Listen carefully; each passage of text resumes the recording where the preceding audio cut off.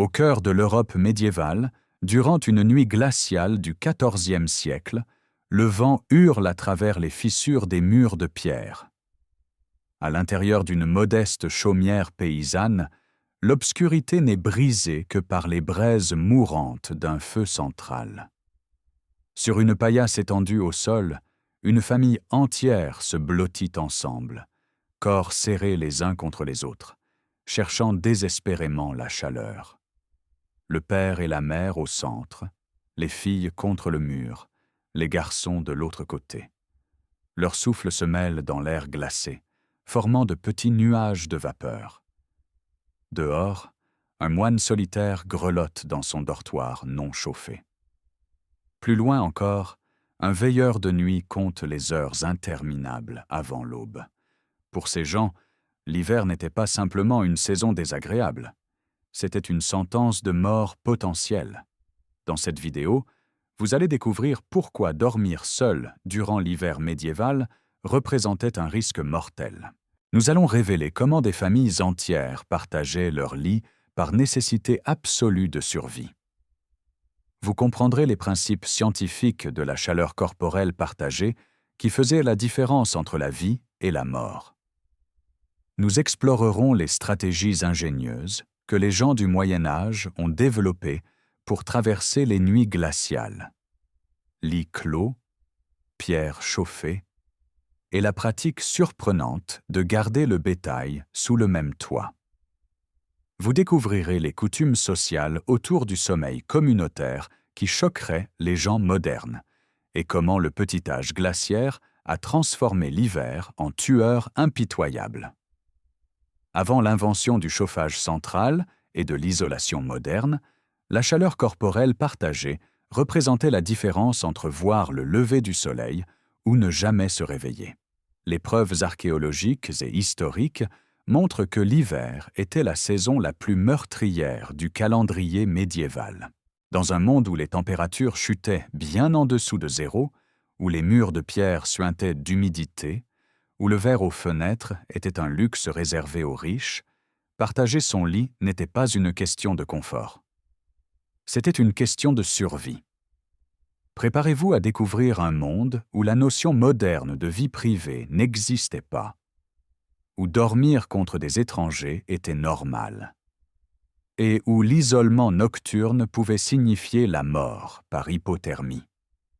Au début du XIVe siècle, l'Europe a basculé dans ce que les historiens appellent le petit âge glaciaire. Cette transition depuis la période chaude médiévale a marqué un tournant catastrophique. Les températures moyennes à travers l'hémisphère nord ont chuté de 0,6 degrés Celsius. Dans les îles britanniques, à partir du début du XIVe siècle, les températures moyennes ont refroidi de 2 degrés Celsius. Dans certaines régions européennes, les températures ont plongé de 2 degrés entiers par rapport aux moyennes millénaires. Les rivières qui coulaient librement depuis des siècles se sont mises à geler complètement. Les mers côtières se sont transformées en étendues de glace, paralysant le commerce. Durant la phase la plus froide du petit âge glaciaire, les températures hivernales en Europe étaient de 2 degrés inférieures à celles d'aujourd'hui. Imaginez vivre dans un monde où chaque hiver devient plus rigoureux que le précédent, année après année.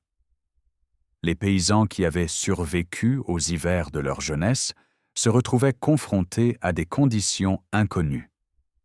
C'est alors qu'est survenue l'une des plus grandes catastrophes de l'histoire médiévale. La grande famine de 1315 à 1317 s'est abattue sur l'Europe comme un fléau biblique.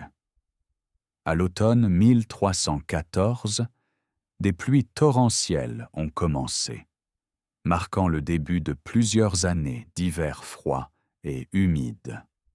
Le printemps 1315 a apporté un temps désastreux pour les cultures. Les récoltes ont échoué cette année-là, puis à nouveau en 1316, et la misère s'est poursuivie jusqu'en 1317. L'Europe ne s'est pas complètement rétablie avant 1322, 7 années de souffrance. Le calvaire ne s'arrêtait pas aux récoltes perdues. La grande peste bovine s'est déclarée parmi les troupeaux affaiblis. Les moutons, comme les bovins, ont vu leur population chuter jusqu'à 80% dans certaines régions. Durant l'hiver 1317 à 1318, le temps est devenu extrêmement froid. Des milliers d'animaux ont gelé à mort dans les pâturages. Ces bêtes ne représentaient pas simplement une source de nourriture, elles constituaient une source de chaleur vitale pour les familles qui les abritaient. Leur mort signifiait un double coup: moins de nourriture et moins de chaleur. Le bilan humain fut épouvantable. De nombreuses régions ont vu périr environ 10 à 15% de leur population, certaines villes enregistrant des taux de 20 à 25%. Au total, on estime que des millions de vies ont été perdues. Cette période a été marquée par des niveaux extrêmes de criminalité, de maladies et de morts de masse. La Grande Famine se classe parmi les pires désastres de l'histoire médiévale, alimentée par une combinaison mortelle de froid extrême, de pluies torrentielles et de maladies, le tout survenant durant la transition vers le petit âge glaciaire. L'hiver de 1684, bien plus tard dans le petit âge glaciaire, a réclamé tant de vie que les enterrements ont dû être suspendus car le sol était devenu trop dur pour être creusé. Imaginez la scène. Les morts s'accumulaient en surface pendant que les vivants attendaient un dégel. Au XVe siècle, les colonies scandinaves du Groenland se sont retrouvées coupées du reste de la civilisation nordique. Des communautés entières ont disparu, victimes du froid impitoyable et de multiples facteurs incluant la sécheresse et l'isolement. L'hiver était devenu le moment le plus terrifiant du calendrier médiéval.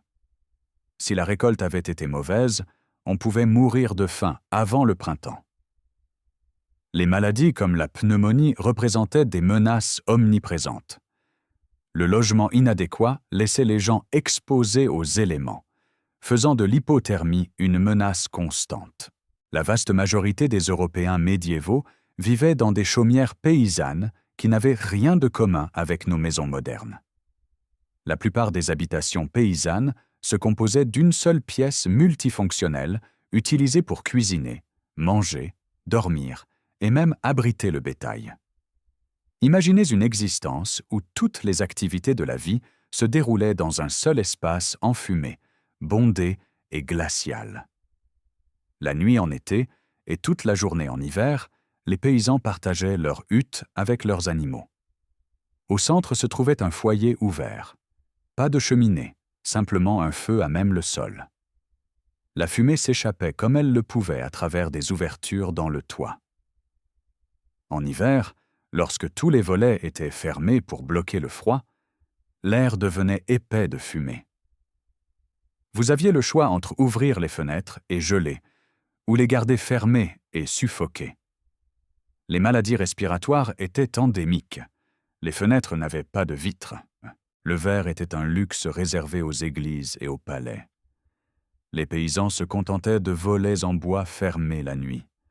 Le vent hivernal s'infiltrait à travers chaque fente. Les sols étaient en terre battue, parfois recouverts de paille. Les paysans dormaient sur de la paille, sans oreiller, posant leur tête sur des bûches de bois. Certains dormaient sur des dalles de pierre recouvertes d'un mince matelas de foin. Les habitations médiévales avaient des murs mal scellés et des toits qui laissaient l'air froid pénétrer facilement. Les maisons de l'Europe médiévale étaient notoirement humides et pleines de courants d'air. La plupart des logements étaient construits avec une seule couche de pierre et des toits de chaume. Sans isolation moderne, ces bâtiments ne pouvaient retenir la chaleur ni bloquer le froid hivernal.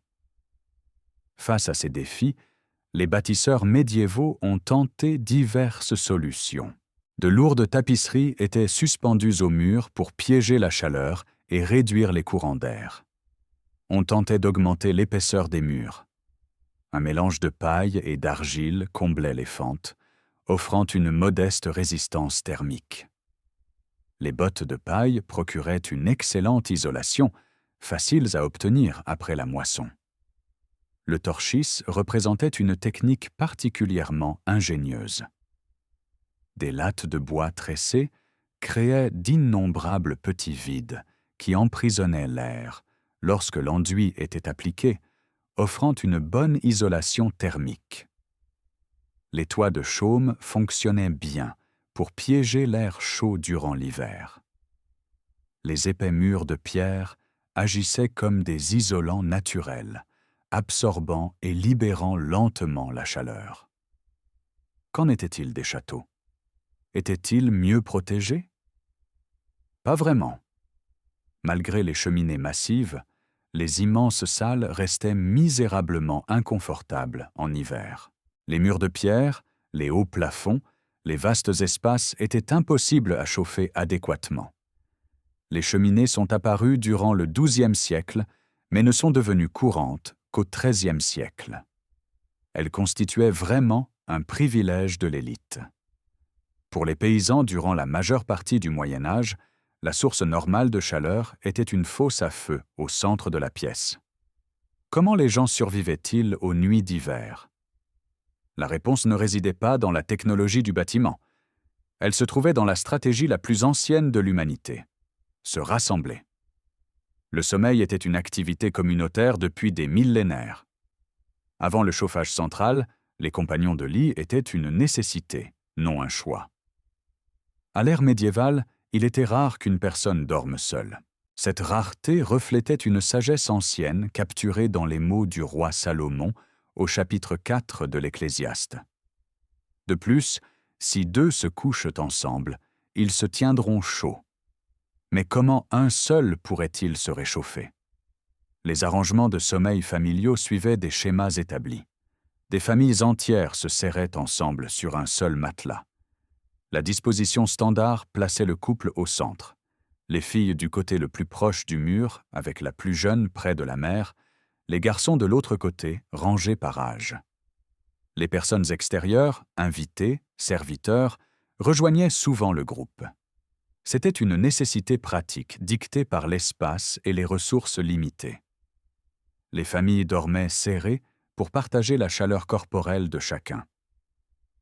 Au début du Moyen Âge, même le seigneur et la dame se couchaient dans la grande salle avec leurs enfants, leurs invités, leurs serviteurs et tous les autres. Dans cette grande salle, on trouvait des domestiques, des chevaliers, des écuyers et des invités. Tous dormant là. La famille dormait à l'extrémité supérieure, séparée seulement par un rideau du reste des gens. Dans certains cas, une cloison en bois permanente offrait plus d'intimité. Les serviteurs dormaient souvent aux côtés de leur maîtresse. L'intimité n'existait tout simplement pas. Mais qu'est-ce qui rendait cette proximité si vitale?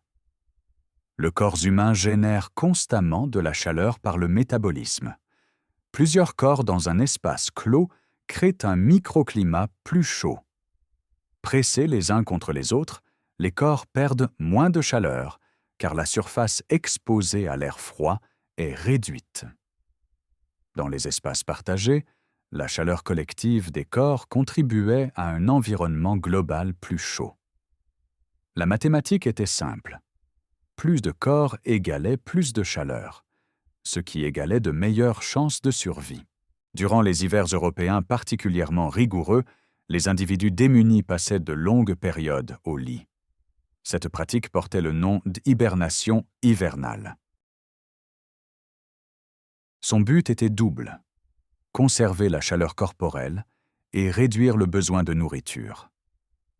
Visualiser des familles entières restant au lit durant des jours, voire des semaines, bougeant le moins possible pour économiser l'énergie.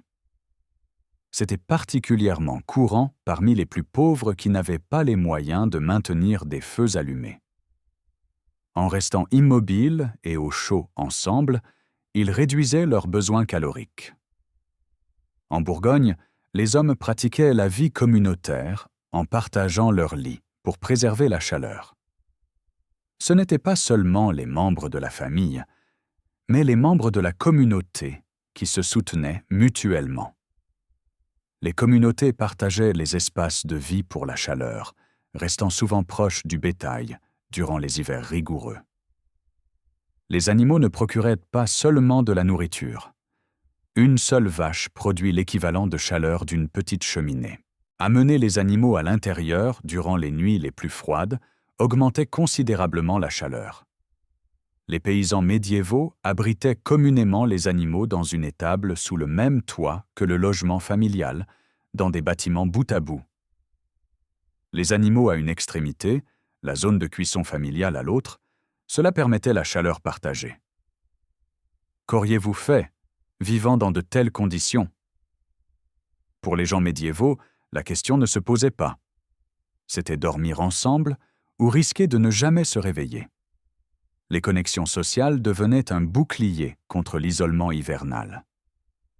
Au Moyen Âge, l'Angleterre possédait un réseau prospère d'auberges qui offrait un répit aux voyageurs fatigués. Les auberges médiévales servaient une clientèle diverse. Pèlerins se rendant vers des sites religieux, marchands transportant leurs marchandises et toutes sortes de voyageurs. Lorsque les gens voyageaient, les étrangers qui séjournaient dans les auberges partageaient un lit. Le co-sommeil était très courant, particulièrement dans les auberges où les voyageurs s'attendaient à partager des lits avec des inconnus. Représentez-vous. Vous arrivez après une longue journée de voyage à travers un paysage glacial. L'aubergiste vous conduit à l'étage où 4 à 10 personnes sont entassées. Vous ne connaissez aucune de ces personnes. Pourtant, vous allez dormir à quelques centimètres d'elles. Des règles existaient pour être un compagnon de lit considéré. L'étiquette dictait que pour assurer une tranquillité relative lors du partage d'un lit avec des étrangers, le compagnon devait rester immobile, ne pas accaparer les couvertures et se tenir à soi-même. Il s'agissait d'un contrat social tacite pour une coexistence pacifique. Les arrangements variaient selon la classe sociale. Les voyageurs riches louaient des chambres privées dans les auberges, un privilège coûteux. Les gens ordinaires dormaient sur les sols ou les tables.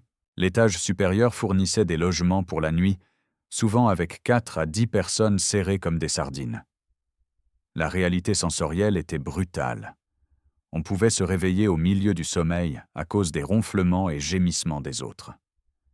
Pourquoi accepter une telle situation? La nécessité était implacable. Il n'était pas inhabituel pour des parfaits inconnus dans les tavernes de dormir ensemble sous la même couverture pour la chaleur. L'inconfort de dormir avec des étrangers valait mieux que geler à mort seul.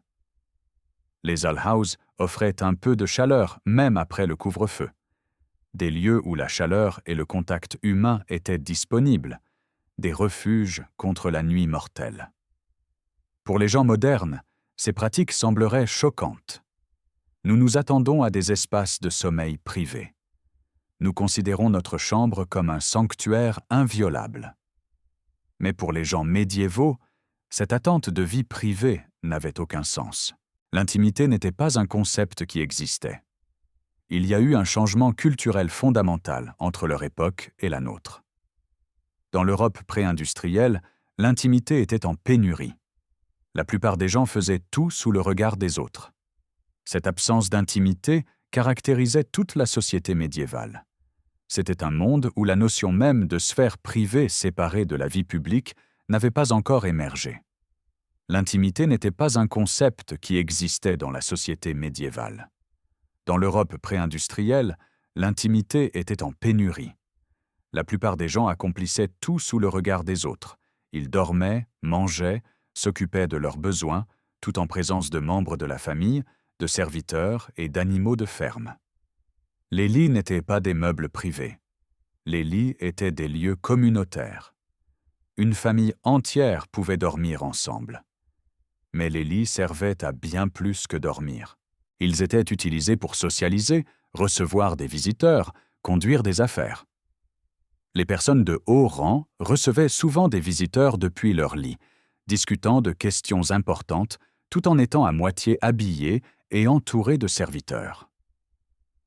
Au début du Moyen Âge, même le seigneur et la dame se couchaient dans la grande salle avec tous les autres. La famille dormait à l'extrémité supérieure, séparée seulement par un rideau du reste des gens. Imaginez essayer de dormir avec seulement un morceau de tissu entre vous et des dizaines d'autres personnes. Dans certains cas, une cloison en bois permanente offrait plus d'intimité, considérée comme un luxe remarquable. L'évolution vers l'intimité n'a commencé que progressivement. Le solarium, une pièce pour les aristocrates seuls, n'est apparu qu'à mi-chemin de la période médiévale. Même là, il y avait peut-être un serviteur, ou trois. Le passage vers l'intimité s'était lentement opéré. Seuls les riches pouvaient se permettre des chambres séparées. Pour l'écrasante majorité, l'idée d'une chambre privée était aussi étrangère que l'idée de voler vers la lune. Le lit à baldaquin est né du besoin de chaleur heurtée d'intimité. Les rideaux aidaient à donner de l'intimité aux dormeurs, car les serviteurs et les gardes dormaient souvent dans la même pièce. Au premier jour de la royauté européenne, les familles nobles dormaient dans la grande salle, aux côtés des serviteurs. Les rideaux des lits à baldaquin servaient de moyen d'intimité. Les lits à 4 colonnes sont apparus dans l'Europe médiévale tardive, les premiers exemples européens datant des XIVe et XVe siècles. Ils remplissaient une double fonction: chaleur contre les courants d'air, intimité pour les nobles. La conception permettait aux rideaux d'enfermer complètement le lit. Il s'agissait d'une solution qui créait un microclimat privé et chaud au sein des châteaux médiévaux, pleins de courants d'air, où plusieurs personnes partageaient les quartiers de sommeil. Un seigneur et sa dame pouvaient tirer les rideaux et créer un petit espace privé, bloquant temporairement la vue et les sons de la douzaine de personnes dormant dans la même chambre. C'était la seule intimité qu'ils avaient. Même les rois d'Europe vivaient constamment entourés de courtisans, de serviteurs et de gardes. L'idée qu'une personne pourrait avoir une chambre entière pour elle seule aurait semblé extraordinairement luxueuse. Ce n'est qu'avec la Révolution victorienne que tout a changé. Les Victoriens ont finalement mis fin au sommeil communautaire. Des chambres individuelles ont été attribuées à chaque membre de la famille. L'intimité est devenue un aspect attendu et valorisé de la vie. Ce contraste montre à quel point nos attentes modernes sont récentes.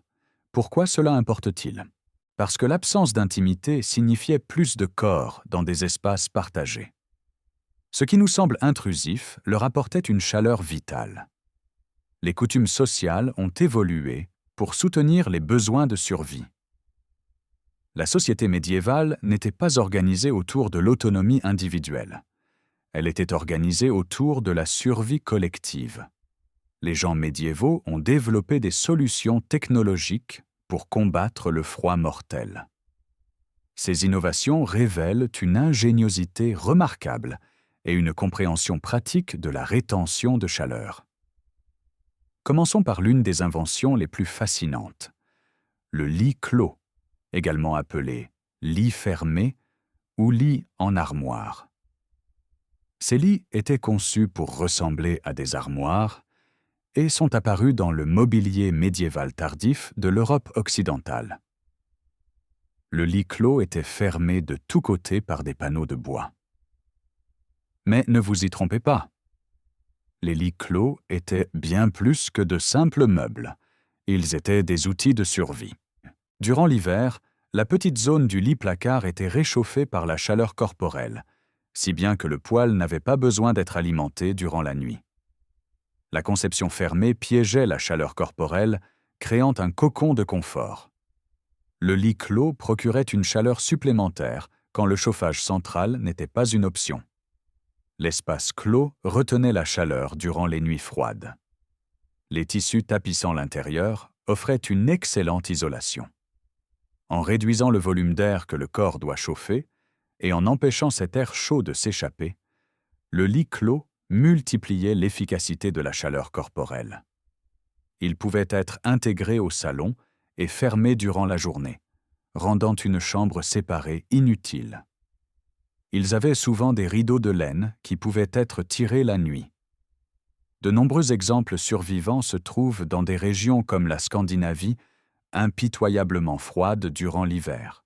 La nature fermée signifie qu'ils étaient très chauds. Rester au chaud pouvait être une question de vie ou de mort. Les lits à baldaquin servaient un double objectif. Les rideaux de lit à baldaquin gardaient le lit plus chaud, eux le protégeaient de la lumière et des regards. Les chambres avaient souvent des courants d'air et pouvaient être froides la nuit. Les rideaux pouvaient être fermés pour garder l'occupant au chaud.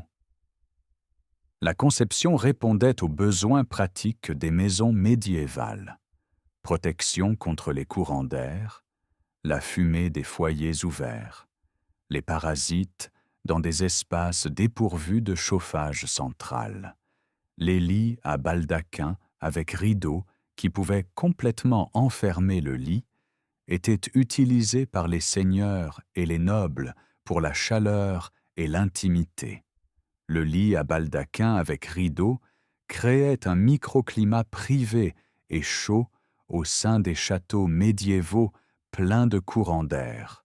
Imaginez tirer ces lourds rideaux de velours autour de votre lit, bloquant les courants d'air glaciaux, créant un petit espace où votre propre chaleur corporelle pouvait s'accumuler.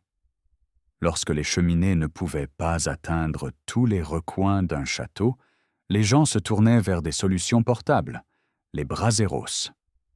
Un brasero était un récipient métallique, généralement en cuivre ou en laiton, rempli de braises de charbon chaude.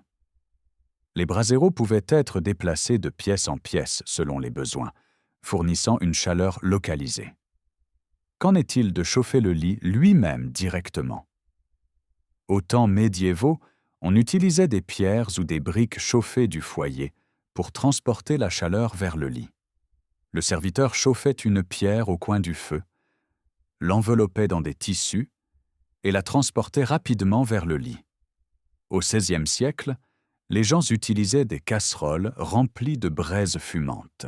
Durant le règne de la reine Élisabeth Ier, de 1558 à 1603, les bassins chauffants en cuivre devinrent couramment utilisés. Il s'agissait d'un récipient métallique avec une poignée, avec un couvercle solide ou perforé, rempli de braises, placé sous les couvertures. Avec des trous d'aération, les braises continuaient à couver et la chaleur durait plus longtemps. Au XIXe siècle, les bassins chauffants entièrement fermés devinrent populaires.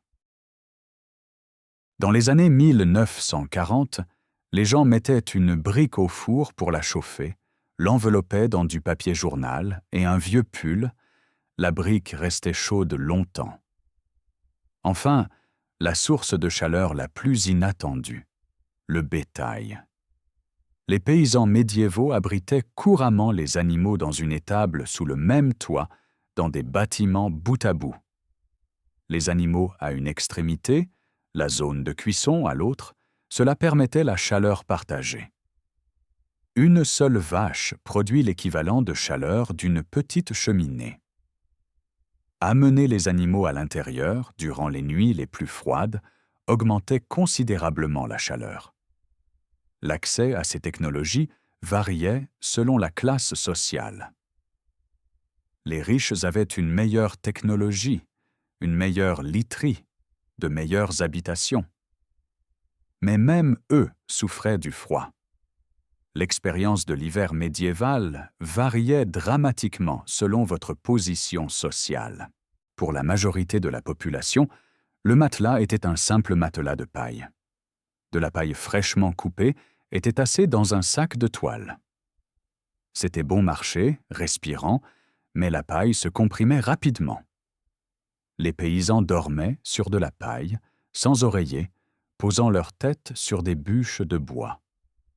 Après une journée de travail manuel, vous vous allongiez sur un matelas de paille aplati, plaçant votre tête sur une bûche. Certains dormaient sur des dalles de pierre recouvertes d'un mince matelas de foin. Les couvertures des paysans offraient une protection limitée. Les serviteurs avaient de grossières couvertures de laine ou leur cape. La laine était volumineuse et chaude, parfaite pour les nuits pleines de courants d'air. Mais il s'agissait de laine de base, rugueuse, souvent irritante. Les paysans avaient beaucoup moins de couches que les riches. Durant les nuits les plus froides, ils portaient tous leurs vêtements au lit et se serraient encore plus près. À l'autre extrémité du spectre social, les ménages riches pouvaient se permettre des garnitures de plumes ou de duvet. Il s'agissait de grands sacs de toile remplis de duvet ou de plumes d'oie et de canard. Une surface douce et élastique qui restait chaude même en hiver. Le duvet et les plumes sont des isolants bien meilleurs que la paille. Ce n'était pas seulement plus chaud, mais beaucoup plus confortable. Imaginez la différence. S'enfoncer dans un matelas de plumes moelleux versus s'allonger sur de la paille dure. Les couvertures des riches comprenaient des draps de lin, des couvertures de laine, parfois des peaux de fourrure, de la laine de haute qualité, finement tissée. Les peaux de fourrure représentaient le luxe ultime. Le couvre-lit reflétait la richesse du propriétaire. En hiver, des couches supplémentaires de fourrure et de laine étaient ajoutées. Les nobles avaient finalement des chambres privées. Ils possédaient des lits à 4 colonnes avec de lourds rideaux de velours tirés la nuit pour piéger la chaleur. Les riches avaient des cheminées dans plusieurs pièces. Même avec des chambres privées, les serviteurs dormaient souvent dans la même pièce, mais les nobles avaient une bien meilleure isolation. Les cheminées sont apparues au XIIe siècle, mais ne sont devenues courantes qu'au XIIIe. Vraiment un privilège de l'élite. Les braseros portables étaient disponibles pour les riches. À l'époque élisabéthaine, les bassins chauffants en cuivre étaient courants dans les ménages riches. Pour les paysans, la source normale de chaleur était une fosse à feu au milieu de la pièce. Les disparités de survie étaient brutales. Le risque d'hypothermie était bien plus élevé pour les paysans dans des chaumières mal isolées. Les paysans étaient beaucoup plus susceptibles de mourir de causes liées au froid. Durant la Grande Famine, les pauvres ont souffert de manière disproportionnée. Quand les animaux gelaient durant l'hiver 1317 à 1318, les paysans perdaient à la fois leur source de chaleur et leur source de nourriture. L'hiver était dangereux pour tout le monde. Même les nobles dans les châteaux faisaient face au froid. Les immenses salles restaient misérablement inconfortables. Tout le monde faisait face aux dangers de l'hiver, bien qu'à des degrés différents. Les riches avaient une meilleure technologie, mais s'appuyaient toujours sur les mêmes principes. Lits fermés, multiples corps dans les pièces, chaleur partagée. Mais certaines personnes devaient dormir seules. Qu'arrivait-il à ceux qui ne pouvaient pas bénéficier de la chaleur corporelle partagée? Contrairement à la vaste majorité, certains devaient dormir seuls. Leurs expériences illustrent de manière saisissante les dangers de l'isolement nocturne. Les règles monastiques exigeaient souvent que les moines dorment séparément. Les bâtiments d'église n'auraient pas été chauffés, et les dortoirs non plus. Les moines médiévaux enduraient des conditions extrêmement froides, sans chauffage dans les quartiers durant l'hiver. Saint Benoît prescrivait qu'ils dorment sur un matelas avec une couverture, un couvre-lit et un oreiller. C'était tout. Dans des dortoirs non chauffés où les températures pouvaient descendre bien en dessous de 0, c'était terriblement inadéquat. Les moines retiraient seulement leurs vêtements extérieurs pour le lit, dormant dans leurs habits. Ce détail est révélateur. Les moines étaient connus pour dormir dans leurs robes, puisqu'ils dormaient toujours seuls. Cela suggère que dormir seul nécessitait des mesures supplémentaires. Sans la chaleur corporelle d'un compagnon, garder ses vêtements devenait essentiel. Pour la chaleur hivernale, la seule différence était une cagoule épaisse et laineuse pour les mois les plus froids. Ce n'était pas une protection suffisante pour les dortoirs non chauffés. Des bonnets de nuit étaient également portés au XVe siècle. Malgré les conditions rigoureuses, la maison de chauffage, appelée calfactorium, était un endroit important. À Durham, un feu était maintenu tout l'hiver pour que les moines viennent se réchauffer, n'étant autorisés à aucun feu sauf celui-là. Représentez-vous des moines gelés se précipitant vers cette unique pièce chauffée pour quelques minutes de soulagement avant de retourner dans leur dortoir glacé. Certains dortoirs étaient construits au-dessus de la salle de jour où il y avait au moins un feu durant la journée en hiver. Les moines dormant au-dessus auraient pu bénéficier d'une chaleur résiduelle, mais elle était minimale. Les conditions étaient extrêmement dures, reflétant la philosophie monastique médiévale selon laquelle l'inconfort physique contribuait à la valeur spirituelle. La mortification de la chair, souffrir du froid, était considéré comme faisant partie de la discipline spirituelle. Combien de moines ont souffert de maladies liées au froid? Les chroniques ne le disent pas explicitement, mais la logique est implacable. Les veilleurs de nuit faisaient face à un péril encore plus grand. Ils patrouillaient les rues de 9 ou 10 heures du soir jusqu'au lever du soleil. Le travail était particulièrement difficile en hiver, quand le quart de travail durait très longtemps, 9 heures entières. Ils étaient constamment exposés aux éléments. Les veilleurs comptaient souvent les heures jusqu'au lever du soleil. Les dangers étaient multiples, exposition au froid, criminels, autres menaces.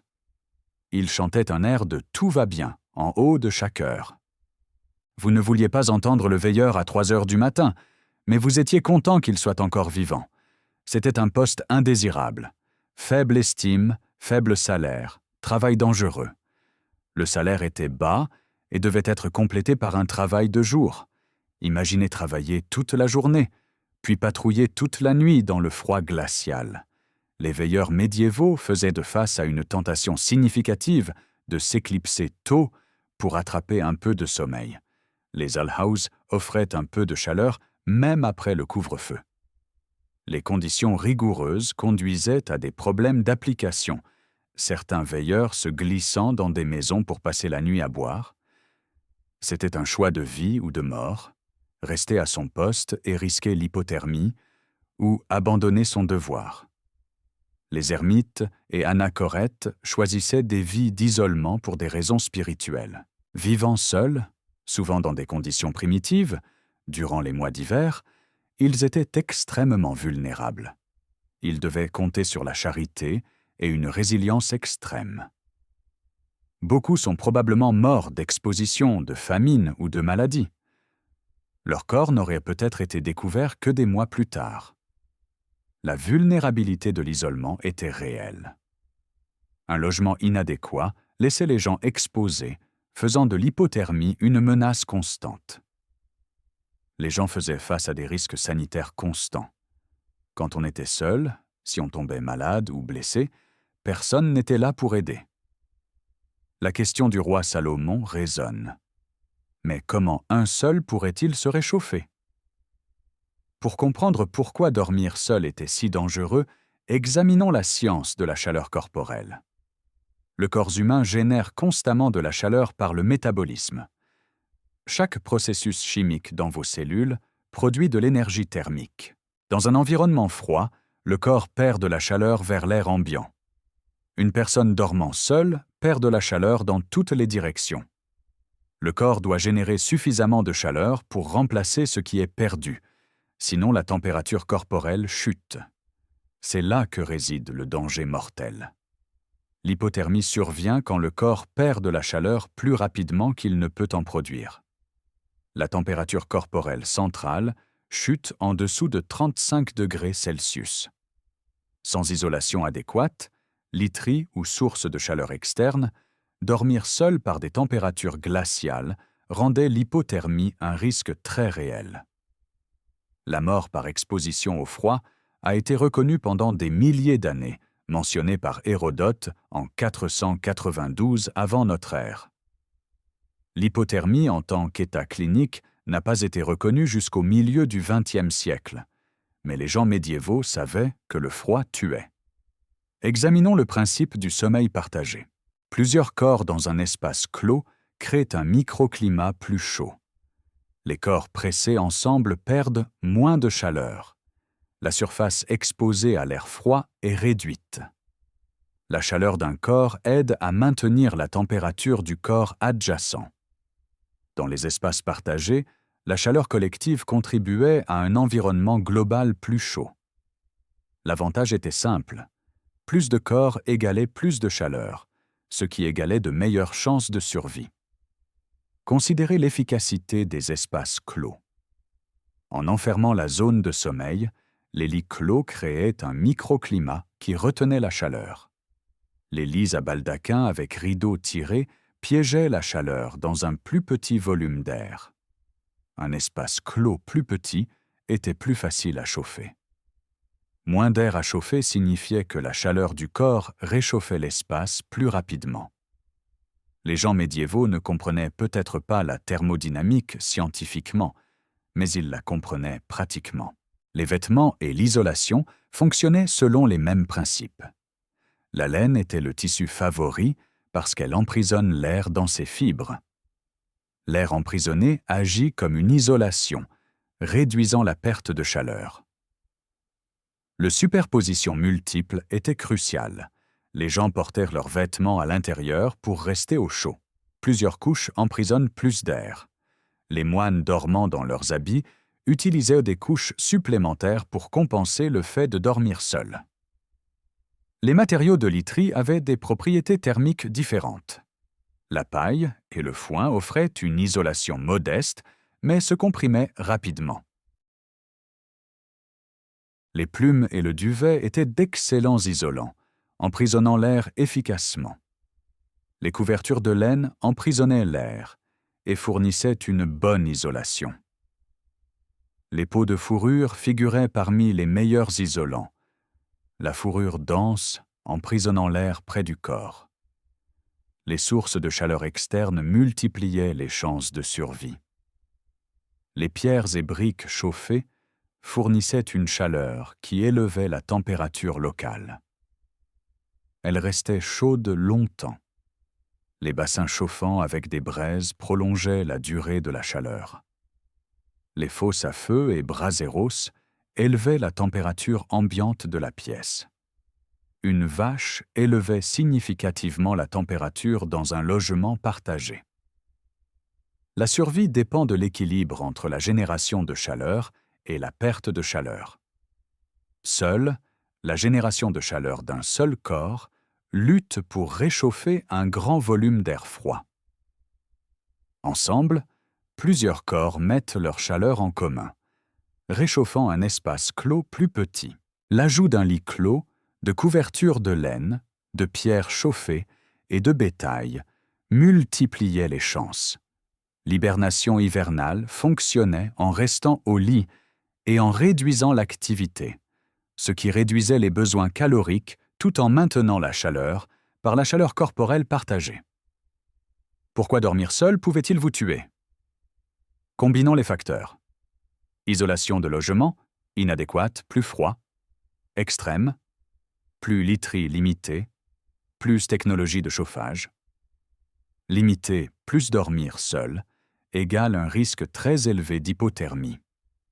L'absence de preuve d'un sommeil solitaire généralisé suggère que les gens comprenaient les risques. Les coutumes de sommeil communautaire ont évolué comme un mécanisme de survie. Les taux de mortalité hivernale plus élevés incluait probablement un nombre significatif de décès liés au froid. Aujourd'hui, nous considérons la vie privée comme un droit fondamental et dormir seul comme normal. Mais cette normalité n'est possible que grâce aux technologies qui nous isolent du froid mortel. Nous voici arrivés au terme de notre exploration de l'hiver médiéval et de ses dangers mortels. En regardant depuis notre époque moderne, avec nos maisons chauffées et nos chambres privées, il est facile d'oublier à quel point les choses étaient différentes il y a quelques siècles. Dans l'Europe médiévale, dormir seul en hiver n'était pas seulement inhabituel, c'était potentiellement mortel. La combinaison du petit âge glaciaire, de la grande famine, de logements inadéquats, de technologies limitées et de literie médiocre créait un environnement où l'isolation nocturne pouvait signifier la mort. Le sommeil communautaire a évolué comme une réponse rationnelle à ces conditions. Ce qui nous semble intrusif était essentiel pour eux. Des familles serrées sur des matelas de paille, des serviteurs dormant aux côtés de leurs maîtres, des étrangers partageant des lits dans des auberges, ces pratiques n'étaient pas des coutumes bizarres. Elles étaient des stratégies de survie fondées sur une compréhension pratique de la chaleur corporelle. La science était réelle. Les principes thermodynamiques de la chaleur corporelle partagée, des espaces clos et de la réduction de la perte de chaleur n'étaient pas de la superstition. Les gens médiévaux ne connaissaient peut-être pas la physique formelle, mais ils comprenaient la réalité pratique. Les preuves se trouvent dans la technologie qu'ils ont développée. Les lits clos qui créaient des microclimats chauds, les lits à baldaquin avec des rideaux lourds, les bassins chauffants, l'intégration du bétail. Chacune de ces innovations maximisait la rétention de chaleur. Les connaissances culturelles se transmettaient parce qu'elles sauvaient des vies. Les inégalités de classe rendaient l'hiver plus ou moins dangereux. Les riches avaient une meilleure technologie, mais même eux souffraient. Les immenses salles des châteaux restaient inconfortables malgré les cheminées. L'hiver était dangereux pour tous, bien que les pauvres fassent face à une mortalité bien plus élevée. Durant la Grande Famine, les paysans mouraient par millions, tandis que les nobles survivaient, quoique difficilement. Ceux qui dormaient seuls, moines, veilleurs, ermites, faisaient face à un danger extrême. Les moines dormaient dans leurs habits pour compenser l'absence de compagnons. Les veilleurs étaient tentés d'abandonner leur poste pour chercher la chaleur.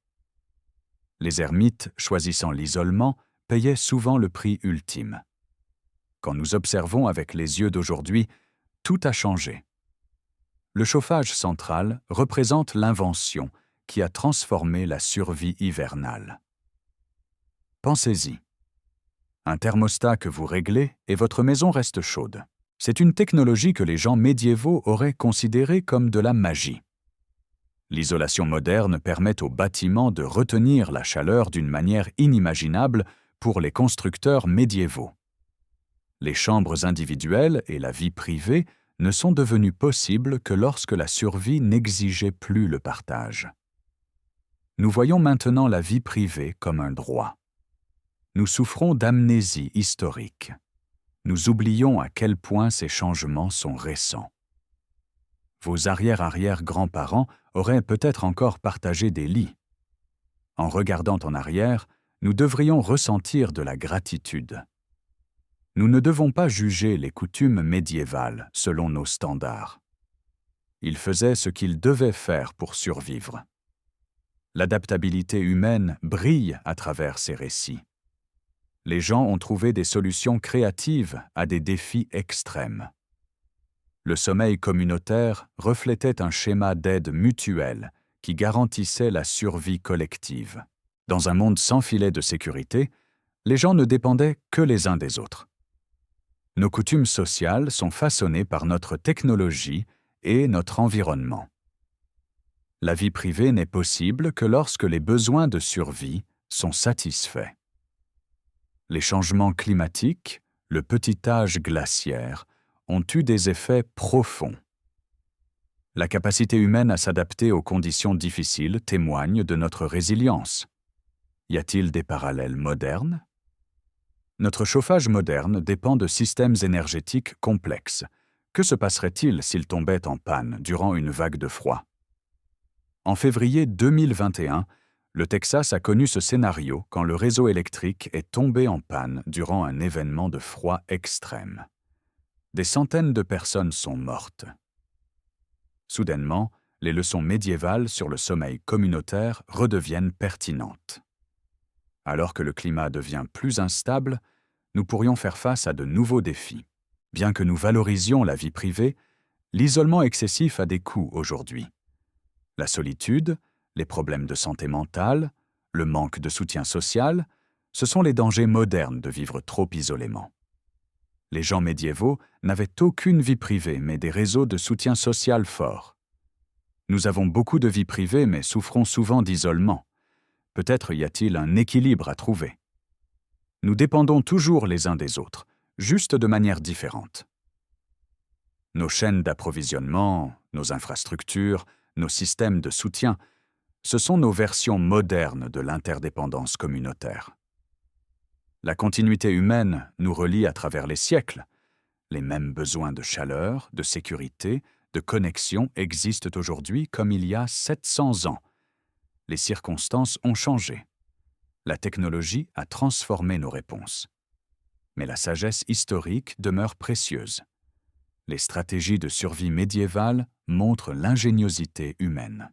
Comprendre le passé nous aide à apprécier le présent et à nous préparer pour l'avenir. Quand nous savons combien nos ancêtres ont lutté pour survivre à l'hiver, nous pouvons mieux apprécier les merveilles de la vie moderne. Je vous remercie de m'avoir accompagné dans cette exploration.